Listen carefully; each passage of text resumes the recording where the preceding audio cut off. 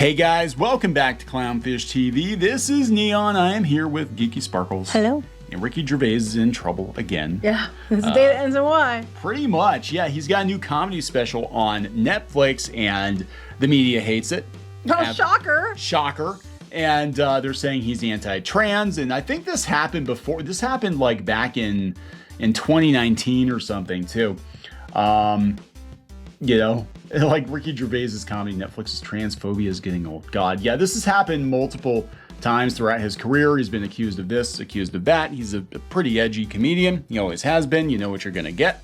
God, these people would not be able to stomach George Carlin. I'm sure he made jokes about other kinds of people too. They just aren't talking about that. He makes jokes about everybody. So anyway, this on top of the Dave Chappelle situation is not landing very well with members of the trusted media. No.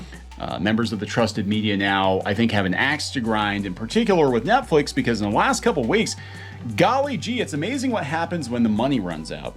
Netflix has done almost overnight a 180 on its focus, and they canceled a bunch of what I would call like activist-minded shows and series.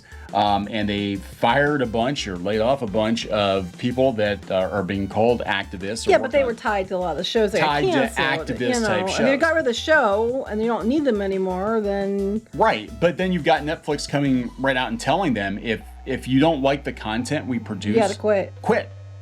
Then we don't have to fire you later. Someone can just chase them down with like a knife on stage. A knife? Oh my God. Yeah, so we're going to talk about this. The media absolutely losing its shit. I think you're going to see the media turn on Netflix because Netflix has turned on the activists. Media just keeps losing its shit in general because they're just barely hanging on. Oh, they are. They are. So before we get into it any further, please subscribe for more pop culture news, views, and rants, guys. Over 268,000 subs. Woohoo, yeah. Thank you for the support. Almost 269,000. And yeah, I didn't even know that Ricky Gervais was still doing comedy. I know he had a series on Netflix. Of course, he roasted the hell out of Hollywood. Oh, yeah. Who doesn't? The Golden Globes, that was glorious. And of course, Netflix is probably like, yeah, hey, we got to cash in on this because we don't give a shit anymore. It's almost like they're sending signals to some of their employees that what is the general public like? Someone who roasts Hollywood. Pretty much. So this is one of the saltier headlines I came across. We'll look at some other. Oh, it's AV Club. What else did you expect? AV Club, which is going to probably be gone within the next year or two. In fact, they're moving AV Club to LA, and these journos are incredibly salty. That they should fit right in over there. Yeah. Well, a lot of them aren't going with them. They don't want to move out of Chicago. But anyway, Netflix is carving out a little niche for itself as the home of transphobic comedy. Ricky Gervais' new special, Supernature, unsurprisingly, because his Netflix includes anti-trans vitriol. Remember when everybody called it woke flicks because of, like, cuties? Mm-hmm. And now all of a sudden, like, within 2 months, Netflix has gone from being called woke flicks to, like, oh my God, of course Netflix is a bunch of bigots. Yeah, I know. It's like you can't win. Like, what the hell happened, you know? I'm sure this is, like, he's made fun of other people in the same special. I haven't seen it. I'm sure he did. If you don't, like, look, he's always been very salty. If you don't like Ricky Gervais, don't watch his comedy. You don't like Dave Chappelle, don't watch his comedy. I mean, I don't know what else to tell you. Just don't watch it. So anyway, Netflix has reaffirmed its commitment to transphobic comedy with Ricky Gervais' latest special, Supernature. The streamer faced criticism after standing behind Dave Chappelle's controversial act, and now Gervais, as he is wont to do, took things even further with possibly even more transphobic jokes.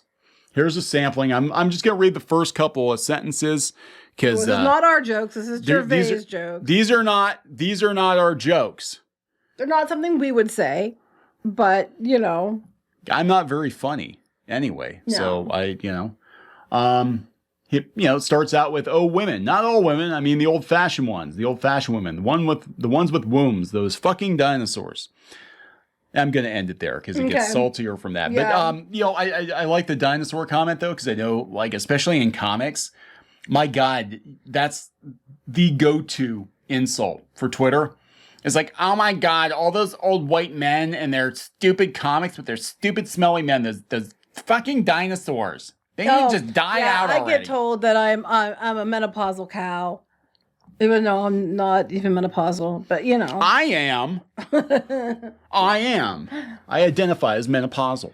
There you go. Gervais goes on to make a confusing joke about Twitter cancellations, saying you won't find a 10-year-old tweet saying women don't have penises. You know why? I didn't think we had to.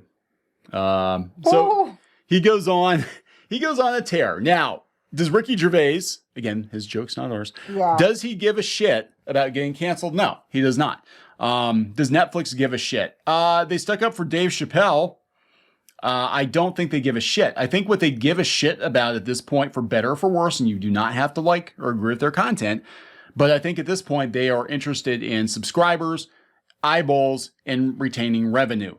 You know, it's they're in a really, like, I cannot stress to you how bad of a place Netflix is kind of in right now. I think it's worse than we think it is, because they've kind of let on like, hey, next time we might lose a couple million. Oopsie doopsie, a couple million subs next quarter. Yeah. And then immediately they just started canceling shows, gutting animation. Tells me everything we need to know. Throwing people overboard. I mean, this tells me they are in full-on panic mode.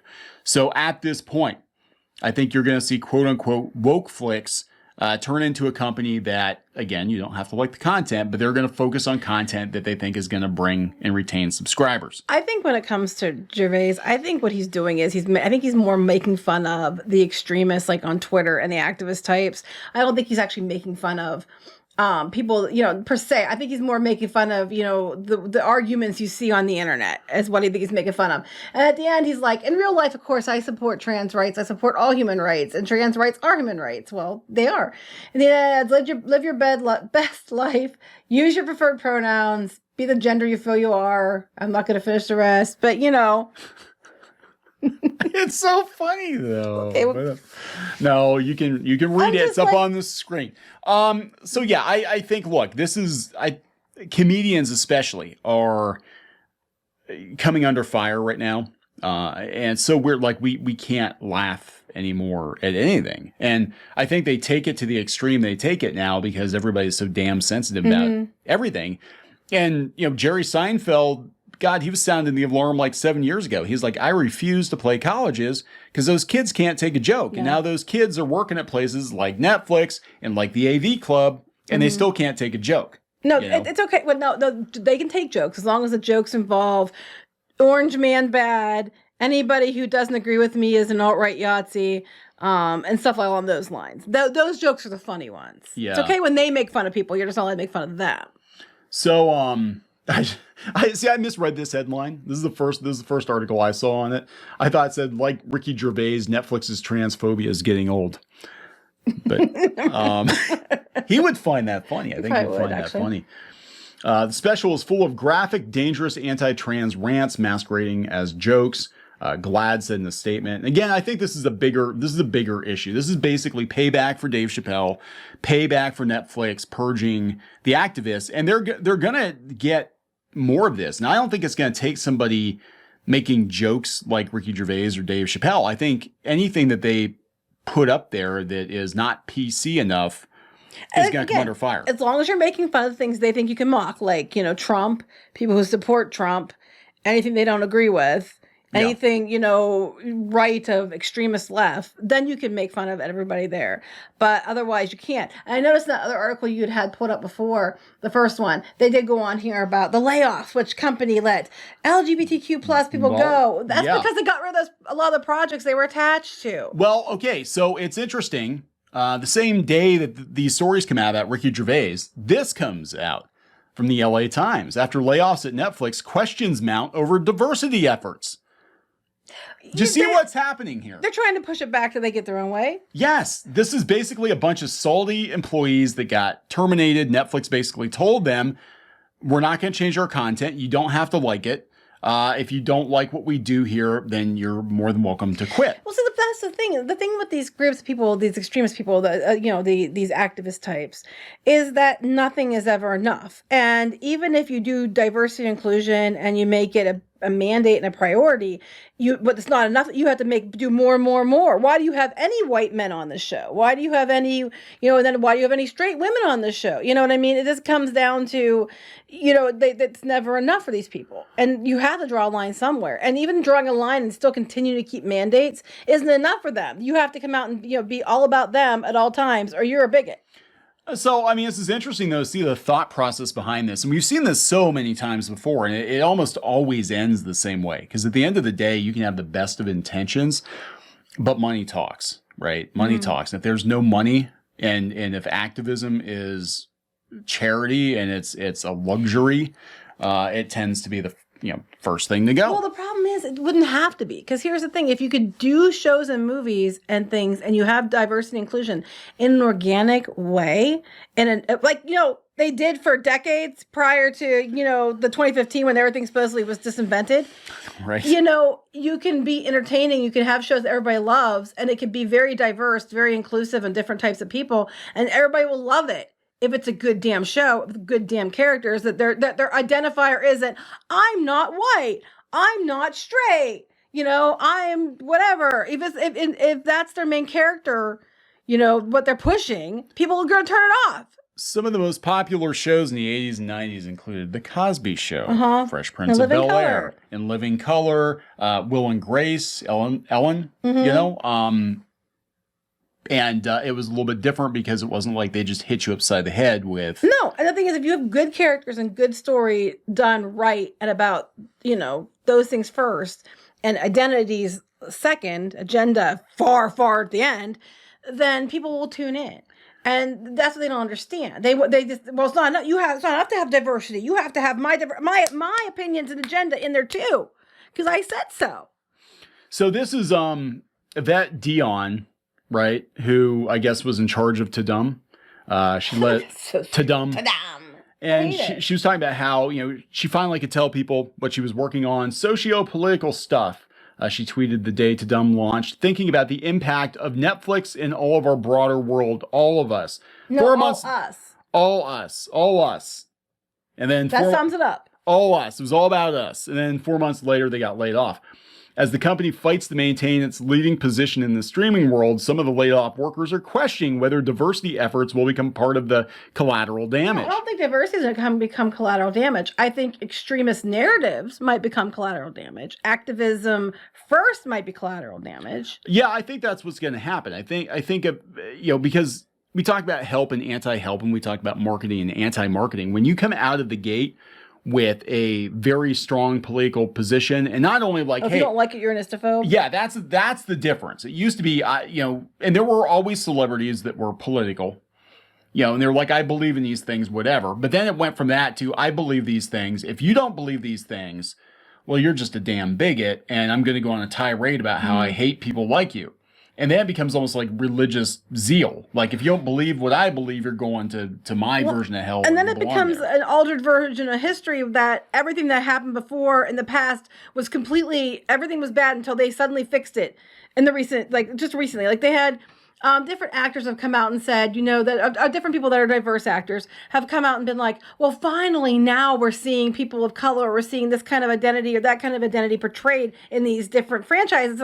But they were before. And you just guys want to change this. You want to change this narrative. Yeah. And then we kept seeing with women. Well, women are finally getting to lead shows, and it's like they did for years. You guys just don't want to hear it. You want to be the ones who you start the fire, you put it out, and everybody's supposed to tell you you're a hero. And people are sick to death of it. Syndrome. He creates the problem, and then he's the hero that's going to solve the problem. Doesn't end very well for him. No. So I'm just saying is you can totally tell stories that meet these mandates, that are diverse, that are inclusive, that are more balanced. And you can still do them in a way that, everybody wins, just like they did for years before 2015, 2014. And, it's not giving up something. Yeah, again, these are the kids that Jerry Seinfeld would not play to 7 years ago. Now they're in the workforce. Well, we're in the workforce, and they're bringing those sensibilities with them. Well, they said it's all us. That's what they're talking about. That's what they want. If it's not all about them, they don't want anything to do with that. It's all or nothing. There's no middle ground. We either get rid of everybody who doesn't agree with us. It's all about what we want. Yeah. Or everybody's bigots and istophobic, terrible people. So I think we're gonna see more of this. And we talked about the pendulum swing. We've been talking about it for like 6 months now. I mean, we were talking about it before. A lot of people were talking about it. It just swung back and slapped him in the face. It just swung back at him in the damn face. And it happened so quickly. Again, all it took was for the money to start running out. And you really see what these corporations care about. They have to care about money, and they have to care about their shareholders, because that's the reason everybody gets up in the morning and does what they do at these companies. Even though you get to, do some good and put your shows out there and get your ideas and whatever. At the end of the day, it's a business. You got to make money. So everybody has a job, except for the people that were annoying as fuck and they got rid of them. But everybody else, they got to make money. Yeah, I just say get rid of the ones that are screaming the most. Put in people that are willing to work together to try to reach a lot of people. Yeah. Call it a day. Yeah, we saw it at Kickstarter. We're seeing it at Netflix. I think eventually Disney is going to be forced to go. I was thinking that too. Disney, they're only pandering as long as it doesn't hurt their bottom line. So they start turning their bottom line, they're gonna toss them overboard like nothing. Oh, absolutely. All right, so we're gonna wrap this up. Yep. Please subscribe for more pop culture news, views, and rants, guys. We'll talk later. Bye. Now he's just tasty, delicious, rotten flesh meat, which I can consume. Don't read into it too much. Just like our museum, the cafe's open and Brewster is eager to serve. I don't think this was in the show. Run. Oh, you got splatted. Oh, she was begging and you kicked her in the face. I don't care. Hey guys, Squid King here, and today we're in a... Not girl boss at all. She is not a material girl. She is not. Oh, it's Christmas time here in your mom. Nobody wants to join your mom. What? Like, I can't even cook kid cuisine right. I would last about 2 minutes with Gordon Ramsay. What? Where is he? He's hiding. He's hiding from you. Better. Oh my God, you got the axe. Walker, does this look like Steven Universe? Let me punch him! Well, I'm just here for the wax. Right where you belong. Get in the dirt. Well, that was a combination of events I probably shouldn't have put together. Anyways, let's open this bottle too. Chica Pinata. Is that official? Oh, no. There's a bootleg. Hello. I'm sorry. Hey guys, it's Diamond Tool. Let's make a farm. Like and subscribe and buy my merch. I mean, while you're here, you guys should really like and subscribe and buy our merch, all of which we have. That is true. You can't run them carrying trash. You can get away with one F-bomb per PG-13 movie. I wish I'd known that sooner. Yeah. All right, so we're going to wrap this effer up. Yes.